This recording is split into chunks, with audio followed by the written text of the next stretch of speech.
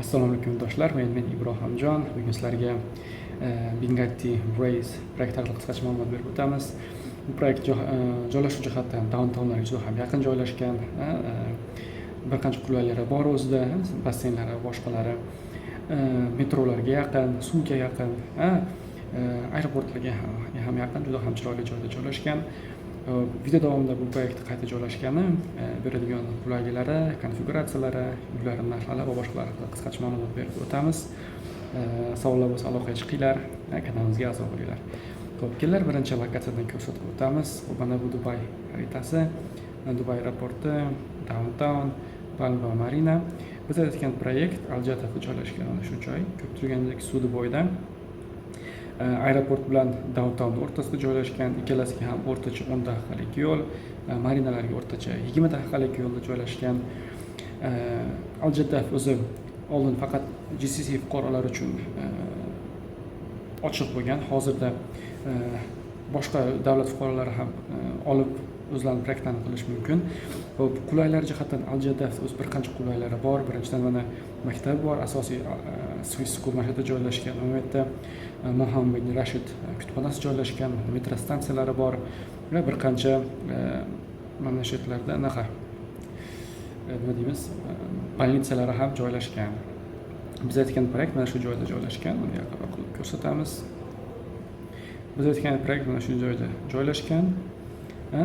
Hop, binoda o'zi mana shu holatda quriladi. Hop, bino studiolar, 1 bedroom, 2 bedroomlardan iborat. Birinchi etajda magazinlari bo'ladi va 2 dona 3 xonali, 3 bedroomlik kvartiralar ham bo'ladi. Ko'p turganlardagi qulaylar va boshqalar bo'ladi. Hop, umuman aytadigan bo'lsak, ground floor, 4 ta podium, 14 ta etaj va rooftopdan iborat bo'ladi. Ya'ni tomidan va tomida ham bir qancha kvartiralardan iborat bo'ladi. Xo'p, mana bu ground floorda planirovkasi, ko'p turganlardagi asosiy yo'l, mashinalar asosiy kirish qismi shu joydan. Bu yashillarda hammasi magazinlar, umumiy 34 ta magazindan iborat bo'ladi. Mana asosiy kirish mana shu joydan bo'ladi. Mana bu yerda reception, bu yerda kutish zonalari va ikki taraflama elevator, ya'ni liftlardan iborat. Ko'p turganlardek mana receptionni qanday bo'lishi juda chiroyli ishlangan va Bingattida aytib o'tishimiz kerak, qurish materiallarini o'zlari ishlab chiqaradi, bir qancha zavodlari va boshqalari bor. Bu bilan binolarda yaxshi sifatli bo'lishini va binolarni o'z vaqtida topshirilishini ta'minlab beradi. Xo'p, mana birinchi etajda, ya'ni ground floor 4 ta podiumdan keyin birinchi etaj, ya'ni biz bilan hisoblaymiz 5-etajda qulayliklari bor. Va bunda bu yerda asosiy sport zalda erkaklar va ayollar uchun kiyim almashtirish xonalari, mana katta basseyn, bolalar basseyni bor. Va bu yerda uncha ko'rsatilmayapti. Mana bunda oshnalar yig'ilib o'tiradigan joylari, mana yerda kabanalar, mana yerda ham yig'ilib o'tiradigan joylari, mana yerda bolalar o'ynaydigan joylari va yashil zonalari va boshqalardan iborat bo'ladi. Ko'rayotganlar shunday holatda bo'ladi. Mana kabanalar, basseynlar va boshqalar ko'p turganlardek. Xo'p, uylarga keladigan bo'lsak, uylar juda ham chiroyli ishlangan. Planirovkalarni hozir ko'rsatib o'tamiz. Xo'p, mana studiolar, studiolardan kirganida sanuzel, oshxona, umumiy zal va balkondan iborat. O'rtacha 38-34 kvadrat metr atrofida bo'lyapti. Xo'p, bu mana bir xonaliklarini planirovkasi, mana yerdan kirgan holda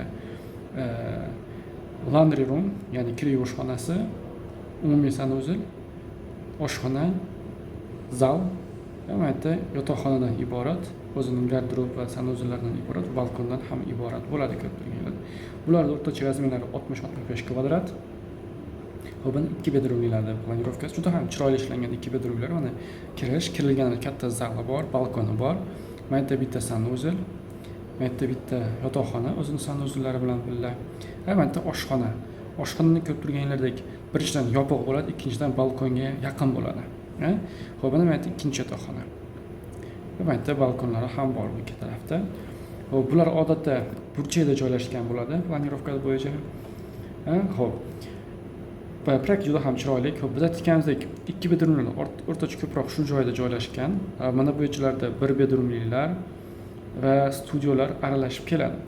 Xo'p, proyekt joylashuv jihatdan juda ham qulay. Ko'rayotganlaridek 10 daqiqa downtownga, 10 daqiqa aeroportga va suvga ham juda ham yaqin.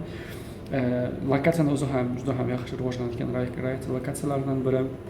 Hop, boshlang'ich narxi hozirda 800 ming dirhamdan boshlanyapti o'rtacha va boshlang'ich to'lov plan oplatasi 50-50, ya'ni 50%. Qurilish davomida 50% uylar topshirilayotganda.